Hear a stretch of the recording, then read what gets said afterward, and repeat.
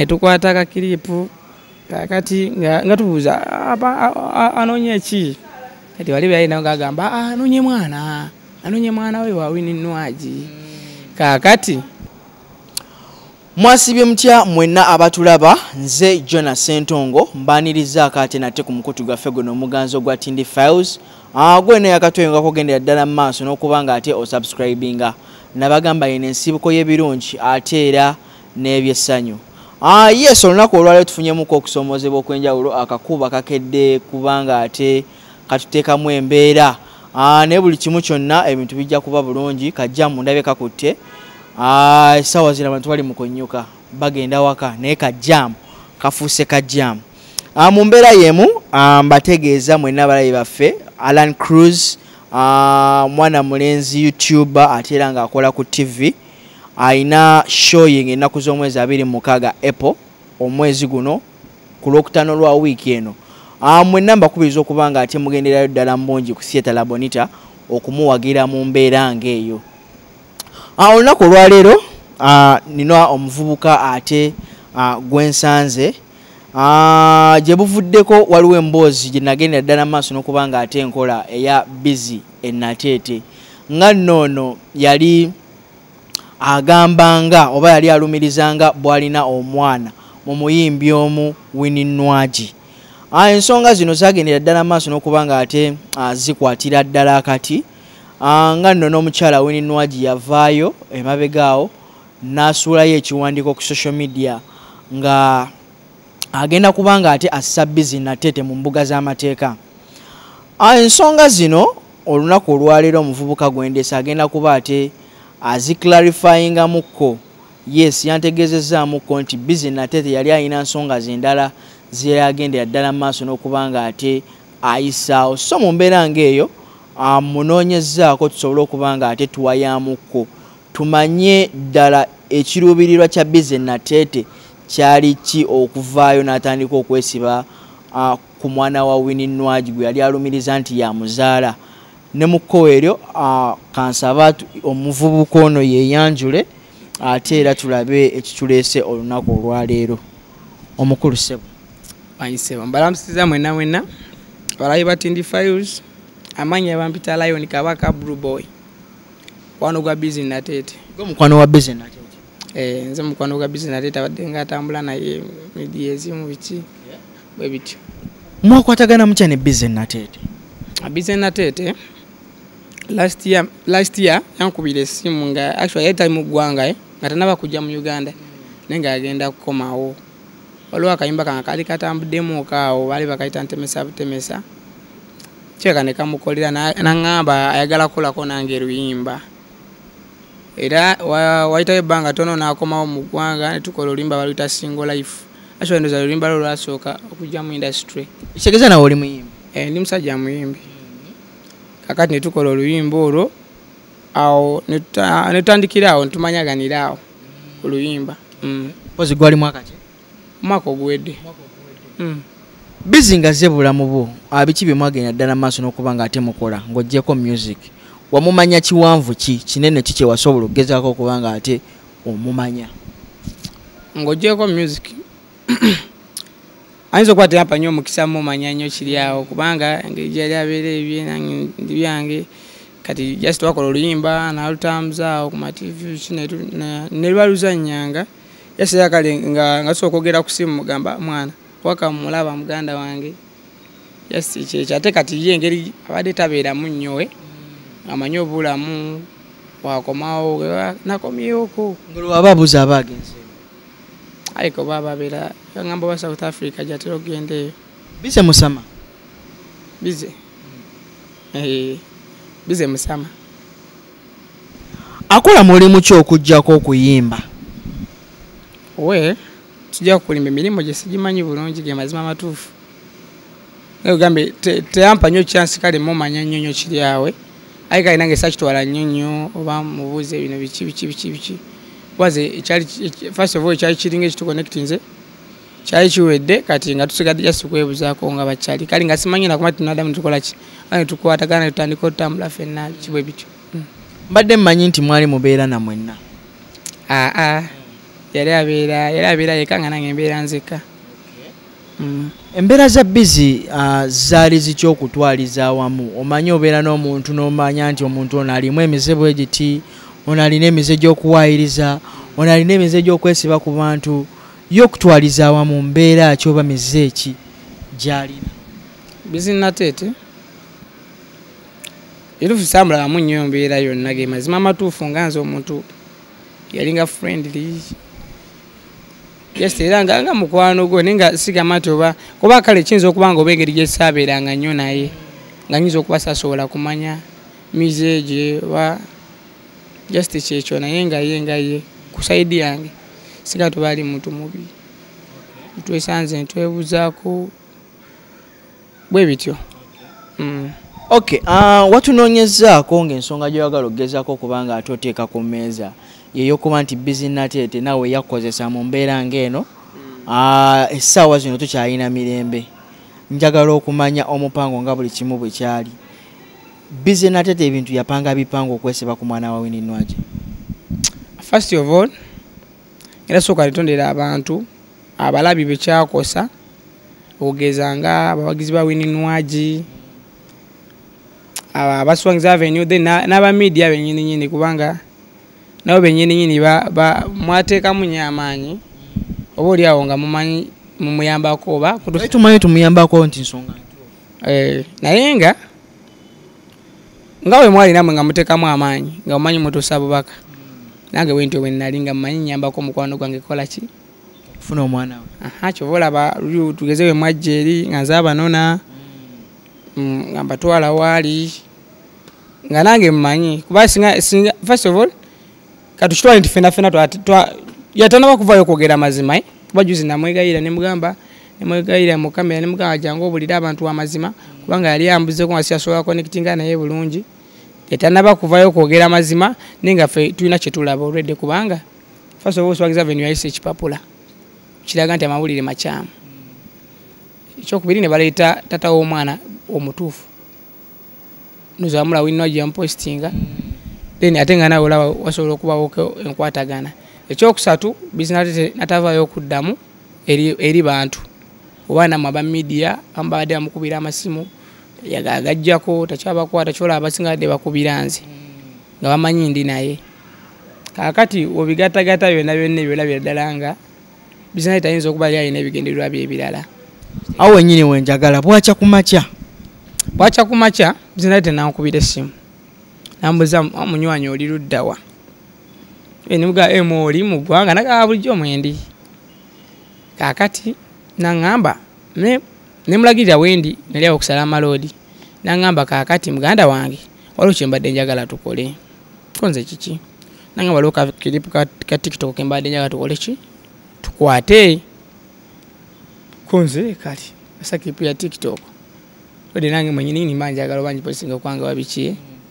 kaakati ngenda nagenda nemukwano gwange bamuyita Buthman kaakati nemusanga wenamusanga era omakindi naye yali alinamu mikwano gye nga 2-3 nangamba muganda wange tugende tukwate kaki kakiripu netwambuka eyo makindi eyo nga mukizungu eyo waggulu netutandika okukwata naye kati teyambulira aba kiripu kaali kaluyimba kola challenge oba anti kwenzijjawo wenyini teyambulira toba tugenda kwa kino na kino nasonga yangamba sigenda kwa actinga yes tugenda kubanga nga tukutema simu nga bakwata ki nga bakwata amawulire azini kitegeera ekitegeeza ka clip kano gwo akakwata ka clip ako akatambula sinze yakakwata naye nga nange nalimuko nga nange nkola ki background kwata nzo kuba binakwata tebyanyumya ne batabitwala era netukwata ka kiripu kakati nga tubuuza anonye ki kati wali byalina nga agamba anonye mwana we wa Winnie Nwagi kakati mwagenda ddala maaso n'okubanga ate mupangisayo abavubuka abalala abali mu background nga bagamba nti bapangisa mu kavidiyo ako nzijukira nawulira owa boda awo ng'agamba Winnie Nwagi ayingidde awo okitegeera bino byonna byali bipange essaawa zino bwe kiringa kubanga nze just ekyanewunyisa mu kiripu kyalinga bwe kiti nti twali tukwata then ngendo laba mu ka video mujja mu musirikale owaddala era ndoza eddoboozi abasinga baali ulya lyatambula nga ngamba okimanya ate balese n'omusirikale owaddala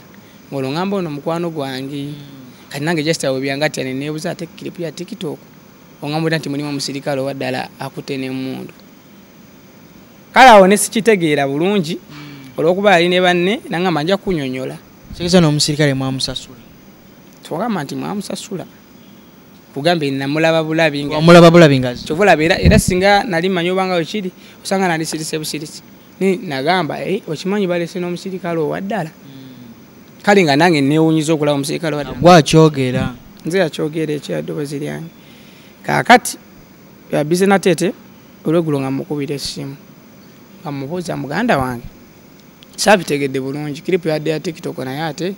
nga nalabimu omusirikale owaddala agamba ate nawuliddemu ebyannwagi biki agamba nkubulire muganda wange ekituufu kiri nti weninwagi alina omwana wange nga bwakugamba nayagadde kola ki kumutuusaako obubaka koze n'obuyisa mu kiripu ko yeye saabifaako nnyo nga manye batebigenda natambula nzira ku byange kati wayitawo ennaku nga 2 aswala n'ebbiri zaye kati ezaawera nakubira essimu nambuuza oli luddawa tunula mu kamera ng'oyogera ngola amawulire gatambudde naye kale nga tegannaba kutaba nnyo trendinga nnyo kiri awo nambuuza oli wa ne mugamba ndi mu studio nina studio awo gye nalikaawo kusala malodi awo producer wange kaakati nangamba waliwo nali nalimbako naye olimba bayita single life kakyayika olimba lwe yayagala okukola nawulyange obanga nsobola oluyimba bulungi kukola nsi biki engeri yendi vocalist kakati nangamba waliwo oluyimba lwe njagala tukole konse tewali buzibu tugera faso kale ze kisoka ze nalinga agenda omubakinga mu luyimba kwa juga nali silumanyi talungambe biki nituukaawo nangamba mugayo lina okubeera ne bakuba beat ne bangamba nyimbe chorus nenjiyimbe eyo ngambile kunwaji tata omwana banja mwana lindako wemomala okukwata video nga wayisooka ennaku nagenderawo mu studio nakuba oluyimba kati ng'olwo bitambudde naye nga tebinaba tutambula nnyo kaakati olimba netuluyimba nimuga kitadde kulevu ndala muganda wange omwana wayo oli siyasa okola ki omulina omwetaaga netukola oluyimba era kale tutatekamu namanya gange kuba jasinze nemba bimbe kolansi jasine kali akasemba yoka drips kenateeka ewasemba kakati kumbe guli lyatabidda kati kolo lwenyini lwandaga ondi screenshot za Facebook nangamba ekimanye guli liriko konso kakasa nalindaga kati awo kolo lwenyini mwatandikirwa okuba amasima abamedia biki ne Getkipo ono naye ali mupange bwensuubira kyobola abanga nze nadde musaba bambi ajje mu kamera kubeera yajja mu kamera nga bagamba anyonyola abantu ekituufu ekyakola ki ekyaliwo kubanga nange mwenyininyini esimu gyasembayo okunkubira yali esimu emu nangamba bitabuseemu nga songiza veniwanise ki ekipapula nga bitabuseemu sooka oyitemuko ensonga ki zinandiwadde sibiriimu nnyo era nga siina nsonga empisaamu naye olwokuba nti kale twalinga tutambula babiri ku media biki nga kyemmanyi oba akimanyi nange nyinza okuba nga ndi mbuzibu nangamba sooka oyitemuko nemugamba lwaki mpitamu nangamba bitabuse sooka oyitemuko nemugamba ate biki ebitabuse esimu naagijjako kale ate gono producer keriyo yakuba oluyimba ate nze yampereza ekipapula awo nemanya nti ebintu biri serious kati mutima neneebuuza okuba kuyitamu wawe ngenda okulaga Swangz Avenue actually buli wamu baba basobola okukola ki okufuna kati jola najja mugundi mu kamera nga negayira biza ave agamba abantu ekituufu ekyakola ki ekyaliwo kuba bino byonna naffe tugatta bigatte ye ngayita nabakuvayo okutuwa ki kintu kituufu naye kati mmwe nga mmwe mutandika mu kyokwenyigira mugundi oyo mukwatira kamera okukola ki nga temutegedde mulama mutuufu gwennyini gwe yali mulama mutuufu ekituufu kiri nti yatulaga nti kale tewali nnyo obudde bwakola ki bwakutunyonyola ate nga omuntu omumanyi naawe kyaliyo kati tugamba kati nze bwemba ggwe tukutte kamera tugenze ku geeti y'abendi ndaba abantu beekyanga ate mpuliramu erinnya ly'omuyimbi omunene ate kyekiba kinsigaza mu nfa Nandi kati awo nyini ife abamu etwalekerere okukwata kyova olaba nga oba oli awo akaffe tebakola ki tebakatwala nga tebyaggwayo. Nze kasita n'abapoliisi naye ntya ge mazima matuufu neetya era ndekerawo n'okukwata. Okyo kati olwemu amalokola oluyimba twamalokola oluyimba nga ate kati awo ate ng'egguli litambudde nnyo ku TV awo biki interviews zitandise okutambula oluyimba nagenda olulaba lutaddeyo ku gundi naffe tutandika odduzannyamu era ku gundi. Teyalukwata vidiyo? Vidiyo tetwagikwata kubanga olako yalanga mbe tugenda okukwata vidiyo ate swangiza bano lwe yayisa ki ekipapula kati awo ne mmanya ate kati kitegeeza olide ne gwe tugenda obbanji omwana alayika si wa mukwano gwange kati gosobola ogigendamu eyo vidiyo olide nga tebagaye babanoonya. Kintu kye neebuuza Bizeko okubanga muvumu n'atandika okukakasa ensi nga bwe yabeera ne Winnie Nwagi mu muzigo ewaabwe nga Nwagi akyasoma Maya nga amaliriza form 6 ng'olwo ye akyasoma. Ebintu bino byonna yapanga bipange oba yakola survey ey'enjawulo okumanya? Kankubulira amazima webanga ddala ebintu bino yapanga bipange nga bwe tusuubira ffenna kuba akyaganya otugamba amazima ye nga ye naye ng'oludde kati wekirabika mu public oludde bali bakiraze nti ki yapanga bupanzi naye wandibadde gwe wali tosobola kubuuka newe nandibadde nze era tange sasobola kubuuka kubanga omusajja buli kyayogera nga mutufulayo ddala story zikola ki zigatta. Obuvumu yalina bw'amaanyi. Obuvumu first of all yalina confidence kyokubiri nga alina story kale watugere kyewali owuliddeko kuba oyinza okuba wali obeddeko awo n'olyamba oba wena gyali abeddeko bennamasuba kakati naye mwennyini story gamba nga yagigatta simanyi nakumanya naye nga kituufu kiri nti wali tosobola kubuuka nti oba alina kyagira oba era nange mwennyini okutegeera nti kyayika amawulire gendi mu makyamu nga bamaze okuyisa ekipapula era we naviirayo nyini nkola ka vidiyo kange ku TikTok neŋŋamba Bize jangu onyonyola abantu Bize wanziruseeko Bize tokyagala kukwata masimu Bize wankolesa ensobi ziyankolesa nze nganze kuteeka ddoboozi lyange gyensooka okwogera kuteeka ddoboozi lyange mawulire ag'obulimba tugeze oluyimba lwe twakola edde temuli mulinnya lyange era mulimu eddoboozi lyange kitegeera nti singa namanya nti bwekito bwe kiri oluusi sandiikiriza yadde omubaakinga oba yadde omuyimbirawo kolansi kuba ekituufu kiri kati olaba kulujjona nze nange sobola kale tusafalinze ebbanga nga tuyitibwa endongwe naye nze sivangayo oba nkola esitanti yo nayo oba nkola eki oba nkola ekintu ekisobola okukyankalanya kubanga nze nzikiririza mu tayimu nti tayimu entuufu eba etuuse tekikwetagisa kukola ebyo era nzikiriza nti obanga Mukama yagamba olina kubeera ekyo oba osobola okukibeera so kakati nze nganze kyankosa okubanga kale nze sobola kukkiririza oba mu kwagala kuyisaawo byange ate nga nyina abantu abala benkola ki bennyigiriza kuba kati kale osanga Winnie kale kyandibedde awo neyeetulira Winnie Nwagi ngoba kwe yakibalira naye kati ate omwana bambi oli omuto nange namusaasira gwe yakola ki gwe yakiyingizaamu kyova olaba kyampisa bubi nga nze ne ŋŋamba muganda wange teyandibadde ng'akola bw'ati nekirala Bize nandaga nti kale oba oli awo oba yalowooza nti oba nnyinza okubaako kyenjogera oba oli awo nalowooza nti oba nnyinza okutya ne simubeereramu kubanga ayinza okuba Bize ono oluusi omuzannyo wagubanga omuzannyo yagubala ala kati yagubala yekka naye ateekeddwa okubanga byagubala nabo bakola ki batuuka ne bamuvaamu. Naye mu kaseera we yakolera zi interview ezo temwamugendera ddala maaso kubanga mumuwabula ku kintu kye yali ayingirira anti kati omuwabula kyandibadde bwe kiti singa twamanya nti kyaliko si kituufu ffe bennyini twandimuwabudde oba si ekyo tetwandibadde nga tetutambula naye kitegeera kuba kati first of all nange mwennyini obulamu bwange bwali mu katyabaga esinesaa zino oli mu katyabaga naate wali bwali mu katyabaga nnyo kubanga nze yali abanona olira nze ayina essimu ye olira nze akwata amasimu kitegeeza singa oba swangizi yali ezze oba poliisi oba ki kitegeeza bandituukidde kwani kunze nga bantwala naye nga ate bantwala mitu bye simanyi so singa namanya nti ddala kituufu Bize aleka alina ebigendererwa bye ali sobola muyirawo mubiri bwentyo. Mu kaseera ako mulaba mulina omuntu omutuufu eyeeyita kyatali anti kati awo kawe watugatta kubanga ekituufu kiri nti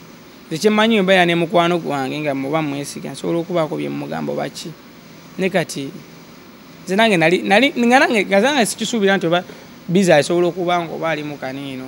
kati mwe nga mwe mwawuliranga emboozi zino ng'agendera ddala maaso n'okuba nga ate abyogera ku interview ez'enjawulo temwamuzangako wabbali kwongera kubabuulira ku nsonga zino? Kyetwamugamba kyali kimu nze owo ne director Mutadreis kwano gwe tumugamba ensonga twamugamba ekintu kimu bizi etufu kiri nti obanga obadde oyagala kutusaba kakuwenina gibukoze ki bwamutuuseeko dda ne waba oluusi nga talina budde bulabazi interview obulimba okoze ki olumuweereza olaba bakimugamba ku lunaku olwokubiri Zedways tumuze bali tumugamba lwaki interview toze esonyewa kubanga olwedde obubaka bwakoze eki bwatuuse ddala tulinda oli ki ekyakola ki kyaddamu agamba kale ngenda ziireka nera teyakola ki yagendera ddala maaso teyaziireka asigala akola interviews ekitowe kyali. Abayimbi ennaku zino tulaba ali baba baagala okubaako n'ebintu ebyenjawulo bye bayisaawo bakozesa nnyo ekintu kino ekya stand. Bize yali ayagala kutumbula linnya lye mu mbeera ng'eyo na music w'okutambula. Ekituufu kiri nti essaawa zino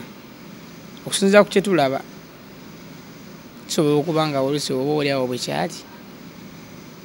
oba oliawo simanyi naye ate nze ndaba wabanga bwatu kyeyabala ndaba kiyinza okuba nga tekirina nnyo kyamanyi kikongerako lwa nsonga first of all tuba twetaaga abantu mu ndongoe ate kati obanga omaze okunyiza ennamba esinga ey'abantu kati ate kati kyogamba oba kyokoze kye kituufu muganda wange pagwe kyolina omumanya kati nze lwaki sikyapostinga na bize ku gundi nopostinga posting olina ebize ogenda mu komenti nga bakuvuma kitegeeza ayinza okuba nga ese erinnya litambudde naye nga ate abasinga bonna kubanga eri Swag Avenue erina abantu bangi erina numbers nnene so kati nze singa namanya nti oba ayagala akola oba kamuyisaawe ali mwabuddemu ne mugamba osobola okuba okokola naye nga saako kwede ndaba ekyo kiringa ekyayonoonyemuko okulinnya ge mazima matuufu. Kati essaawa zino ye aliwa? Essaawa zino simanyi muntu gwe yeesiga mazima matuufu kuba nange mwennyini first of all nga essimu agiggyeeko kimanyi wana wagigezaako simanyi osobola ogikubako kati abo bayazeeko kubanga bangi abagikubawo ng'essimu tekola ki ng'essimu teriiko tegeera sakigemuwaneeno bangi abakuba ku ssimu ye nga teriiko naye ate kati essimu ennaku zino ebadde ng'eddaako naye nga bwevaako ekadde mu flight mode sorry nga sagala bankubiri nze lwe nasemba okwogera naye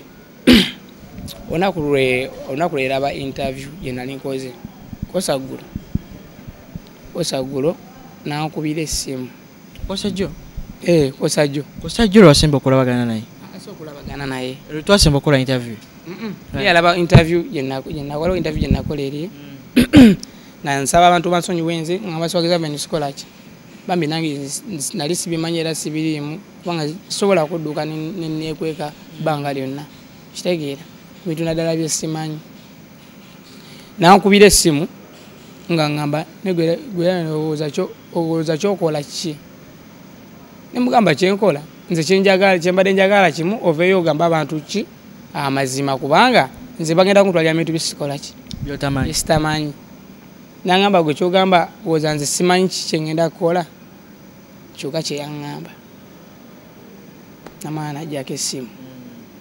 kuba nali nkoze posti awo ku TikTok yange ngambyeejjamu bagamba banenze sibimanyi biki bizima tevayo nyonyola abantu kati eyo nayo yagiraba nankubira era nga munyiivu nnyo nga ngamba ngiggyeyo era neŋŋaano gijjayo kati awo wasigadde essimu tebeerako webeerako takwata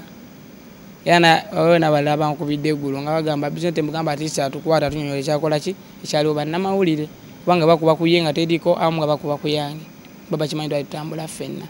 nenga bizina tete mazima tufugali nti badde nsaba kyenda kusaba lwe nakati kyengenda okusaba walaba video eno badde nsaba oveyo onyonyola abantu ngayo wakola interviews ng'oli mu kamera nze nali baka kamera era sagendako mu kamera nemu sabikako mu kigamala kimu nga nsaba mwana era nsaba Baswangiza Avenue banyambe bansonyiwe ku lwekyo kubanga nze bizina lete sikyamanyi gyali bizina lete yajjako amasimu era nze sivangayo mu kamera yonna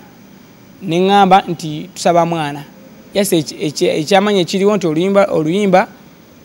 lwali mukama lobwesi nenga nange nali manyi bituufu nga n'abalabe bali bamanyi n'aba media era nsaba kisonyiwo abantu muvuma era muli banyiivu nkimanyi sigenda banenya kubanga niwe nandibadde nzasa ndibadde musanyufu kukyakola ki faso era nange mwenyini siri musanyufu kukyakolebwa so kati abantu bonna sigenda banenya just kyensaba nze nga nze bansonyiwe kubanga sibimanyi nnyo bize natete waba akiriza n'avaayo mu kamera najja kyesinga okwagala nze mbeera awo nga nange seekweka kuba bankubira amasimu nga bantiisatiisa bizi walemerera okuvaayo okwetonda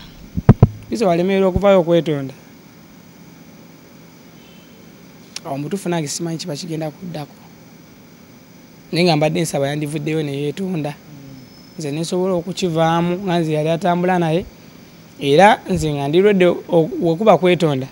ndiwedde okuddamu otambula naye oba tugenda ku Swangiza Avenue kale naye bana nga balina kibadde bagenda okukola ati si banamulaba banakikola ye oba oliawo kubanga ye yali nga mu kamera nga ayogera nze nga nze nkiveemu kubanga nze bambi sina bye mmanyi by'amaanyi bizina tenage yangatta nga bwala bwe yabagatta nze mbadde nsaba aveeyo anyonyola abantu ekituufu kitegeeza tomanyiddeeko ddala ku mayitire ge n'ab'eŋŋanda be osanga ayinza okuba yeekokomye osanga singa namanya nti waliwo ekiribaawo osanga nandibanoonyerezaako n'engeri gye saamanya nti waliwo ekigenda obaawo just ye nga y'omuntu gwe mbadde manyi ng'era nga twogerayogeramukko nekakutanda nosisinkana Winnie Nwagi biki biwandigendedde ddala maaso n'okubanga ate omusaba mu kaseera nze nga ze nesanga Winnie Nwagi fukamira ne ku maviivi gange nemwetondera nemugamba bambi mami nsaba nsonyiweko ebyakuleeteddemu obuzibu baawo kuba kimanyi byamukyankalanyiza naye nze nga nze bambi just era nze ekyejjambu ejja kuba ye bizi tanaba kuvaayo kwetondera abantu nga babugambye munnaye nze nga nze yatambula ne bize simanyi gyali esimu yazijjako olumu akubira kweno olumu nakubira kweri nze nga nze nsaba kisonyiwo kuba nze sibimanyi nnyo kati ye bize ye yanamanya kyanagamba Nwagi kati gwe kikulese mu kamera oba essaawa zino okubanga atoyogera ku nsonga kamera nkoyo usagala kwekweka kwani wennekweka okuba kwekweka nga kunoonya basobola okukola ki okunfuna kireeta mu kamera yasinja akakasa abantu ne Swangiza Avenue n'abawagizi ba Winnie Nwagi bonna abaakosebwa bavinka kuba ne vinka nawulira bamukubira kugala kisenga agamba mbu amumanyi nenga ate Vinka agamba takola ki tamumanyi Muzeeyi Kabiito naye yamwogerako mbunti no yagendayo simanya naye amumanyi bonna nze kyembagamba nti bambi mbadde nsaba engeri gye saavaayooko mu katambi konna nga ŋŋamba nti bawe omuganda wange omwana ne mumuleka n'abyeyogerera mbadde nsaba nze munsonyiwe waba bize nga gwe banoonya bamunoonye kuba nze sinawe ngenda kwekeka ge mazima kuba niwe ngamba kwekekera aba bajja kunfuna kyeyo kyensaba nze nga nze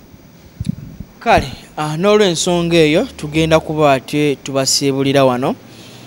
wabula kino kibeere ekyakuyiga eri abavubuka naddala abaagala okubanga ate babeera mu bulamu bw'amataala abayimbi ba upcoming artists si eno engeri gye musaanidde okubanga ate mukola ebintu okubanga mugaininga fame ati laba obulamu bw'abantu bwolese emabega obutadde mu butyabaga nabe essaawa zino bayigganyizibwa gwe essaawa zino naawe ate oliira ku nsiko so n'olw'ensonga eyo mwemalako emirembe mu ngeri ate ebatyoboola etabaweesa ssanyu noyongera okubanga ate weeziika bweziisi Anyways, olunaku olwaleero nkoze ne Lawrence ku camera, nze Jonas Sentongo. Yakatwe nga kugenda ddala mu maaso n'okubanga ate osubscribinga ku mukutu gwaffe guno omuganzo gwa Tindi Files. Ngenda kuba ate mbasibulira n'omubeere bulungi, mweraba.